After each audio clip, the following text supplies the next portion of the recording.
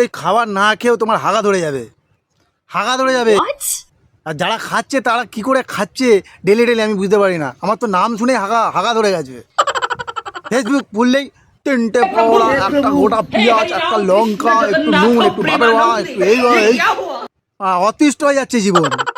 আগে তো বিরিয়ানি ছিল, এই দাদা বৌদির বিরিয়ানি, এই বাপিদি বিরিয়ানি, এই অমুক বিরিয়ানি, সেরকম এখন পরোটাও চলছে। পরোটা ঠিক আছে, মানে পরোটা হলো ওগুলো এমন রোয়াব দেখাচ্ছে যেন ওরা মানে সালমান খান শাহরুখ খানের থেকে ওপরে। সালমান খান শাহরুখ খান ওদের কাছে আসবে এরকম রোয়াব হয়ে গেছে। এর জন্য দায়ী হচ্ছে ফুড ব্লগাররা, ওদের বাড়াবাড়ন্তটা করেছে এই ফুড ব্লগাররা। একটা আছে রাজুদা, 3টে পরোটা, একটা গোটা পেঁয়াজ, 2টো লঙ্কা আর একটু নুন, মাত্র 30 টাকা। মানে ঘুমোতে ঘুমোতে মানে ঘুম ভেঙে যাবে এই কথাটা শুনে শুনে শুনে শুনে শুনে শুনে। আর একটা আছে অরুণদা, পেটাই বড়োটা, সে তো একদম মানে হলিউড, নিজেকে বলিউড হবে না, হলিউড স্টার হবে। বলছে আমার এখন ইন্টারন্যাশনালে আমার কথাবার্তা হয়, এইসব ইন্ডিয়াতে, আমি ইন্ডিয়ার বাইরে কথা বলছি। পরোটার দোকান করে শুরু হলো, এখন আমার দেখি সেদিন ফেস প্যাক মেখে বসে আছে। তারপরে হচ্ছে গাজর খাচ্ছে, বিট খাচ্ছে। গ্ল্যামার কে বলেছে? গ্ল্যামার বাড়াতে গ্ল্যামার ঘুমের মধ্যেও চলে আসছে ওরা।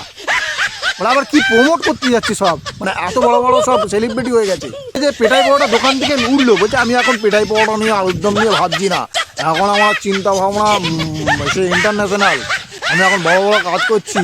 হ্যাঁ, আবার বলে দিচ্ছি আমার এর জন্য অ্যাপয়েন্টমেন্ট নিতে হবে, এমুক পয়সা আমার দিতে হবে, কন্ট্রাক্ট সাইন, আমি না হলে দেখা করছি না। পরোটাওয়ালা না মানে হলিউডের ডিরেক্টর বুঝতে পারছি না।